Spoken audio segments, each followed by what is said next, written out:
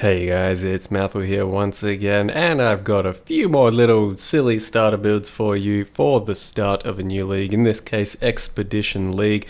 And I'm not going to lie, I feel like I've kind of outgrown this thing because so many people put a lot of good effort into their starter builds, and there are a lot of really good, well-refined, finely tuned actual builds out there, and I'm just going to give you another few little provisional things because I kind of, no lie, have no idea what I'm doing with this revamp and shakeup, and I'm just going to be one of those people that really needs to get their hands on to things and figure them out as I go. I'm not much of a theory crafter, so I'll do my best to just give you a few little builds, a couple of ones I'm thinking about myself, and then, you can go from there. Of course, plenty of old builds are still pretty relevant. I think, recommend some Cobra Lash Pathfinder, some Ice Nova, definitely some Cyclone Chieftain. Still got to be one of the best starters out there that I've played in past times. But of course, I'm going to go ahead and try and give you a few of the new skills and pick from one of those myself. I will actually be playing HC, so Hardcore Soulless Self-Found, for the first time ever at the start of a league because I have challenged the other hardcore streamers to do it in a slightly more difficult manner without the logout macro. So I have to put my money where my mouth is and actually do some suffering. It's going to be terrible, but maybe you'll enjoy watching it. So let's get into the first starter. And that will be Spectral Shield Throw Bleed. Now, the footage you're seeing in the background is the character I played during Ultimatum, which is a Deadeye crit version. This version that I'm going to pitch to you is a non-crit version, and it is a Gladiator. It's a much more conventional version of Spectral Shield Throw and should be quite a bit easier to get off the ground and up to a pretty respectable level. And as well as that, Spectral Shield Throw received some decent buffs throughout this patch, so overall, even with some of the support change nerfs, I think Spectral Shield Throw should actually be in quite a good place, especially as the bleed version. Basically, all you need to do is try and focus on getting a decent amount of armor on your shield, and you will typically do that through either Essences of Dread or Dense Fossils in the end game, and then the rest of your gear is essentially just getting links and sockets and doing your best to kind of min-max on top of that. If you can, cluster jewels are going to be a big bonus in the end, but I understand that it's kind of tough to get at the start of a league, and it's not really that required. So this is one of the builds that I've built that will potentially go through hardcore. Doesn't have mind-blowing DPS, but it is reliable, it is safe, and it does get you there in the end. As well as that, you can start out with the new Shield Crush skill right from level 1, and then transition into Spectral Shield Throw at level 28 if you'd rather, but you can probably keep going with just Shield Crush all the way through, I imagine. We'll have to wait and see. So here is the current version of the Duelist Gladiator Spectral Shield Throw I'm trying to build. It will be a bit more hardcore based since I am considering it as more of a hardcore starter for myself on Soulless Self-Found. You can check out the Ultimatum Bleed Spectral Shield Throw Deadeye if you would rather as well. There's a bit more fine-tuned min-max gear there and quite a bit more damage as well. And it is a successful build, but overall I think it's probably going to be easier to get a Gladiator off the ground. You can also do a Scion with the Gladiator Ascendancy there as an option and then something else. But essentially we are using Gladiator because we want the extra bleed on hit as well as gratuitous violence, the explosions, so that feels really good to get early on. I'm not 100% sure what I'm going to go for as hardcore for my first few Ascendancies. Probably the bleed pops and then get the spell block later, hopefully, but it is a very powerful defensive tool. So as I mentioned, for this type of a build, you just need a lot of armor on your shield, and Essences of Dread are what's going to get you there. Dense Fossils, you want a Colossal Tower Shield, item level 86, so it can roll the maximum of everything, and the rest of the gear is pretty basic, pretty flaccid. You just need a 5 or a 6 link, and that's when things start to really take off. You can also use a Corrupting Fever for a bit of additional damage. It will help you by another like 20-30%, and certainly be pretty noticeable for clear, and that's just like a 3 link at the moment because it is pretty damn expensive with all the new mana cost things, whereas Spectral Shield Throw has all these links. You might still want to run Chain or Fork or so instead of one of the greens for clear, because that does feel quite a bit better for clear, but otherwise these are probably going to be roughly your single target gems. So The rest of gear, it's pretty tough to scale Spectral Shield Throw, a weapon which is Warlord with a bit of extra fizz damage over time, and then craft fizz damage over time multi, and then just try and get life, attack speed, that sort of thing everywhere. Vulnerability ring with Warlord influence goes a long way. Pretty easy to craft with Harvest using caster reroll mods there. And Jewels, hopefully fizz damage over time, bit of attack speed, and ultimately, if you can afford it, you can get a cluster and then start to look into medium damage over time clusters, which should be more of a min-max on the build's sort of damage. That said, I am a bit over budget on points. I'll try and probably cut things as I go while I'm leveling to figure out what I need more of, less of. I've gone for a decent amount of life, as well as pretty much block cap and then decent amount of armor. So as you can see, that's kind of what the passive tree is like, and we'll probably just go down here and grab this and then Crimson Dance pretty early on, because you should be stacking your bleeds up rather quickly, even at the very early stages, and that means Crimson Dance will benefit you pretty early as well. Next up is going to be the pretty highly provisional Spectral Helix. Now, it is sort of like a Vile Spectral throw or a Blessed Hammer from Diablo 2. And as we all know, Blessed Hammer and Diablo 2, very powerful stuff, but this version also has the ability to bounce off of walls, so you're not just purely screwing yourself over attacking next to walls. So hopefully that means it's a stronger version, and it looks like it's got pretty good numbers, like roughly twice as good as Spectral Throw, but it won't have quite as much overlap like Spectral Throw does, where it rotates several times and hits more than one time with its blade. So pretty provisional, but I think this type of a setup should be rather basic early on, and you should probably be able to get through the game as a raider with just stacking cold damage and then hopefully ramping up to bigger and better gear. But ultimately it seems like it's probably a bit more of a second type character build. That said, I think Frostblades should work rather nicely as well to start leveling this build, and then maybe even keep going if you'd rather Frostblades. But Spectral Helix is what we're going for with this build, and let me show you how it's built. So what we're looking at for this build is basically Frenzy Charge stacking and then using the added cold damage support and the Ice Bite support to generate most of our damage. You get a lot of flat cold damage from this, and thus it means that you don't really need to scale that much from your actual like weapon gear and other things. I do think the best way of actually doing this, let me actually pull up Spectral Helix for you.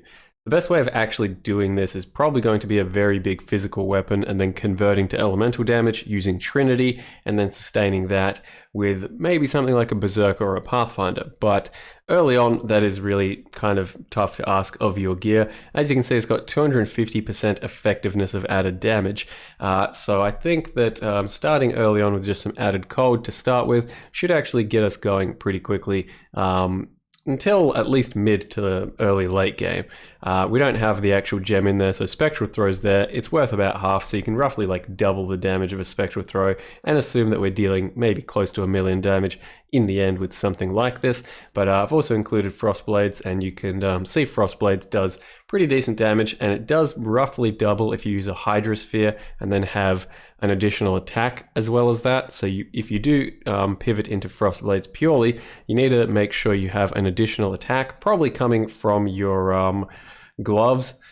Is the easiest way to do it. Hunter influence gloves, otherwise Ancestral Call for a while, because Hydrosphere does make things quite a bit bigger in that sense. However, Spectral Throw or Frostblades to level, and then we'll try out Spectral Helix and see how we go with that. So Ice Bite and Added Cold is what we're scaling our damage off of. We are probably taking the Frenzy nodes early on first. These are still very powerful defensively and offensively, but I think more of our damage is going to come from these, so that's what we're going for early on.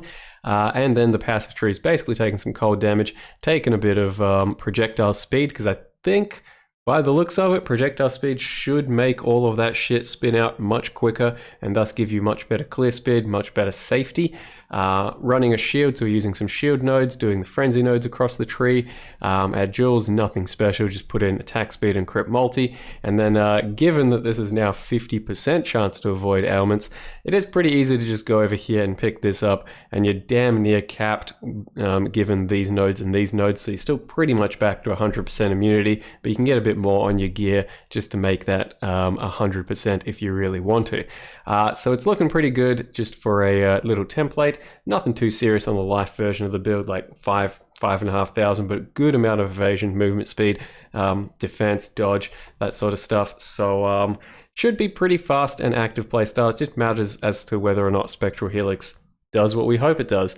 So that's kind of what it's looking like, and we're going with foils to begin with, crit, attack speed. It is hard to maintain crit and justify it in today's world, but it's pretty hard to scale non-crit for equal amounts of damage unless you're doing some pretty crazy stuff with like Trinity, a lot of percent increased damage. So I think it's still worth doing crit in this context. And of course, we don't even know if we're going to be able to really maintain much of a diamond flask, but that's currently the only flask I've got pinned down for this build. And next up, once again, highly provisional, is going to be the Forbidden Rite Totems. Now, I mean provisional because I'm not even sure it 100% functions with totems. By the looks of it, it's similar to Dark Pact, and it should consume totem life at the rate that it's telling you 40% life off of the totem instead. And if it does, you can build around that and make some probably pretty powerful totems with it. Dark Pact totems is probably the best totem build I've ever played, and this looks like it could potentially contest that, at least on an early scale, because late game, you know, we do need a bit of ramping in our gear to truly take it to that same Dark Pact level. But I am looking forward to seeing how this one functions, and I'm using the Dark Pact totem template for you guys just to basically give you the starter. So it's a Hierophant, it should be based on life, bit of mind over matter, and you're just trying to scale a bit of totem life to then let your totems basically kill themselves to use the attack and do some very good damage. So as I said, the template is basically my old Dark Pact totem build. I haven't really changed anything because I'm you know, one of those people that needs to actually play things and try them out, and from what I remember, nothing here really needed much fixing, except for the fact that I have tried to reallocate these 2 points here. So we did previously have these. I think it's probably going to be more worth it to have Conviction of Power for the 4 minimum endurance and power charges. Endurance charges are pretty good defensively. Power charges are nice just to have always up for extra crit. And this doesn't give us too much, I don't think, especially since we don't need to scale area as much in this build as the previous one. So the big thing for these, if the totems function the way that I think they do with Forbidden Rite, and that is, oh no, I closed it. Bam, we're back. 40% of life and 25% of ES's chaos damage should go to the totem, and that is a lot, meaning it can only cast potentially 2 to 3 times, right? So it does need some chaos res of its own. So the big thing that, if it works the way we hope it works, the big thing that we have to focus on is making sure we get to a large cluster and then ultimately a medium clusters to get ancestral preservation. We scale our damage off of totem life, just like Dark Pact, but then this also gives you 40 chaos resist, and that means that the totems will be able to cast more often before dying, and thus means you can actually have more sustain without having to just constantly recast your totems. That's what I'm thinking is going to happen. I think Stormburst Totems is a very good build as well that I've only just barely touched on hardcore solo self-found last league. So you can probably level with that before Forbidden Rite until it really takes off, and then maybe transition into this if it feels correct. But it's a pretty basic totem build as far as I think anyway. You try and get to this as quick as possible. As soon as you get that +1, that's when you really start to feel like a totem build. So you don't necessarily have to go around this way. You can go through here just to get there quicker. But immediately you want the extra totem here as well, and then you're just starting to become a real powerful totem build at that point. Now the end game gear here is pretty end game, but it was during Harvest League where I could really fine-tune a lot of the gear. So by all means, don't be too intimidated by a lot of this stuff. Just try and look at some of the key stuff that's on there, and if you can get to that in the end, then that's ideal. But basically what we're trying to get is +1 summoned totem on your shield, a bit of cast speed wherever you can, a bit of extra crit on your chest. You don't really need an additional curse, so that's not too big of a deal. And then some min frenzies on your rings, amulets, rings, yeah, whatever you can get it, wherever you can get it. And your dual sockets are hopefully going to have a bit of totem life and a bit of crit multi to spells. So you could also have life for yourself, energy shield, mana, whatever you think you need, cast speed, and the passive tree pretty much speaks for itself. Bunch of crit, bunch of totem nodes. And currently there's just Dark Pact in here, and it deals a absolute buttload of damage. Like we're talking, 15 million or something for all our totems up. Hopefully adjusted down for Forbidden Rite. With worse gear, it should still absolutely annihilate. And you can build it a bit more defensively if you'd like, more into mana, so you can focus more on mind over matter. But I think this was good enough. It's just a bit of a totem playstyle where you place the totems ahead of yourself whenever you're running, and it becomes a bit more safe that way. And now lastly, I do want to show you just a couple of really sort of quick templates of builds that aren't necessarily part of the starter build list here, but maybe you want to give them a shot anyway. And that is Shield Crush and Storm Arrow, whatever the hell it's called. And this one I'm going to try building as a chieftain, just non-crit, a bunch of good extra damage for fire and melee damage, shield damage, and if you want, you can really try and scale it up as crit, but I do think it's pretty damn hard to do so. And then the other one is the Storm Arrow, and that's going to be tough as a league starter. I know a lot of people want to try it though. Bow builds are typically pretty damn tough to start at the beginning of a league, just because they're very gear heavy a lot of the time. And this is a new skill, so we really don't know how it's going to function, but I think that's pretty good for a Deadeye. Physical damage to begin with, and then converting to lightning and cold, and then using Trinity. So when looking at these two builds, I have still more or less gone from kind of a hardcore perspective, because there might be things I play, and the chieftain thing, I think it should have about 1 million to 2 million damage without too much effort, non-crit, fairly thick, and just going off of a bunch of shield nodes and some fire nodes, some fortify nodes, still using the double totem thing because I think that's pretty powerful. Ultimately, an impale crit version might be the best version of this shield crush skill, but that's going to be a lot more expensive, I think. This is pretty cheap to get going and hopefully gives us a good example of how the build works. And what we're looking at is just currently shield charge here, since the new gem isn't in place, but shield crush itself has the chance to overlap its attacks, and thus giving you twice as much damage. And that should happen most of the time, I think. So that's kind of what that looks like. I haven't given too much info on it. Just try and get a bit of extra fizz as fire in certain places. Still want a bunch of armor in your shield. So highly provisional, but there it is if you want it. And then the Storm Rain one is incredibly not particularly recommended, because bow builds are a bit of a struggle through sort of mid-game. Getting through the acts, it's a struggle, but it's not too bad. And then once you start getting to maps, you start to really slow down unless you're truly upgrading your gear as you're going.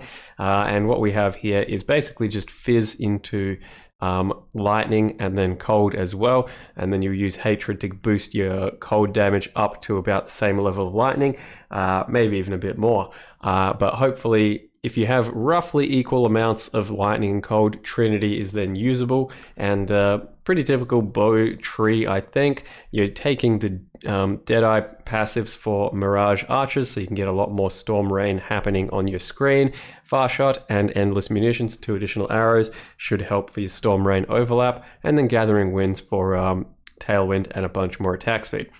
So as I said, I'm not really sure if you should be copying these things, and I'm actually, even now, like a few hours before league start, currently have no real idea what I'm going to play of these. It's most likely one of these things. I'm pretty excited to dive into testing all of these, but I don't know which one. Especially going from an HC SSF perspective, where I don't want to die. I don't want to be the guy to have to re-level. It crushes me. I can't pull 24-hour streams, so I'm not quite sure. Though I really want to check out Forbidden Rite. I think SST Glad is easily the safest and best one of those, so if I want guaranteed win, I'm probably going to go for that. But then again, not playing Blessed Hammer when it just came out in this game, that feels like blasphemy. So I got a bit of thinking to do. Hopefully you guys enjoyed this little video and, I don't know, did something for you. Thank you very much for watching, and see you next time.